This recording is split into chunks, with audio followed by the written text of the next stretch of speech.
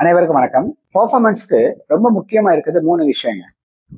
ஒன்னு physical fitness, இன்னொன்னு skill based training, இன்னொன்னு மென்டல் ட்ரைனிங். எல்லா கோச்சஸும் ஆல்மோஸ்ட் 6 to 7 ஹவர்ஸ் இத பேஸ் பண்ணி ட்ரைனிங் கொடுப்பாங்க. ஆனா குழந்தைக்கும் மென்டல் ட்ரைனிங் கொடுக்கறதே கிடையாது.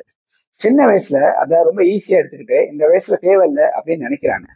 ஆனா ஒரு எலைட்டா வந்தோடனையும் நிறைய பேரால பர்ஃபார்மன்ஸ் பண்ண முடியாம போயிருது. அந்த நேரத்துல ஒரு சைக்காலஜிஸ்ட தேடி அலைய ஆரம்பிக்கிறோம்.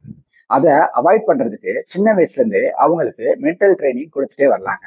டெய்லி ஒரு 10 to 15 மினிட்ஸ் அதை கொடுத்துட்டு வந்தீங்கன்னா அவங்க ஃபியூச்சர்ல பர்ஃபார்மன்ஸ் பண்றதுக்கு அது யூஸ்ஃபுல்லா இருக்குங்க. ஃபர்ஸ்ட் 18 பாயிண்ட்ஸ் எடுக்கிறதுக்கு இந்த பிசிக்கல் ட்ரைனிங்கும் அந்த ஸ்கில் ட்ரைனிங்கும் நமக்கு ஹெல்ப் பண்ணுதுங்க. ஆனா அந்த கடைசி 3 பாயிண்ட்ஸ் எடுக்கிறதுக்கு மென்டல் ட்ரைனிங் தாங்க நமக்கு ஹெல்ப் பண்ணும். அவங்கள விளையாடும் போதே சில ஓப்பன் அண்ட் கொஸ்டின்ஸ் கேட்டு அவங்கள யோசிக்க வைக்கலாம். அதே மாதிரி ஒரு டஃப்பான ஒரு சேலஞ்சஸை கொடுத்து அவங்கள விளையாட வைக்கலாம். இந்த மாதிரி ட்ரெயின் பண்ணும்போது அவங்களுக்கு கண்டிப்பா மென்டல் ஸ்ட்ரென்த் டெவலப் ஆயிருங்க. இன்னொரு விஷயம் என்ன பண்ணலாம் அப்படின்னா விஷுவலைஸ் பண்ணலாங்க. அதாவது மேட்சஸ்ல அவங்க எந்த சூழ்நிலையில அவங்க கஷ்டப்படுறாங்களோ அதை பாசிட்டிவா நினைச்சு டெய்லி விஷுவலைஸ் பண்ணாங்கன்னா அதை ஓவர் கம் பண்ண முடியுங்க. 80 நாள் வந்தா என்ன பண்ணலாம் அப்படிங்கிறத அவங்க யோசிச்சு ஆப்போனண்ட்டை பத்தி திங்க் பண்ணாம அவங்க எப்படி அந்த பாயிண்ட்டை எக்ஸிக்யூட் பண்ண போறாங்க அப்படிங்கிறத டெய்லி விஷுவலைஸ் பண்ணாங்கன்னா அந்த மாதிரி ப்ரெஷரை ஹேண்டில் பண்றது ஈஸியா இருக்குங்க.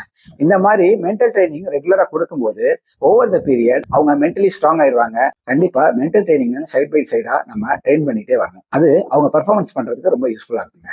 நன்றி, வணக்கம்.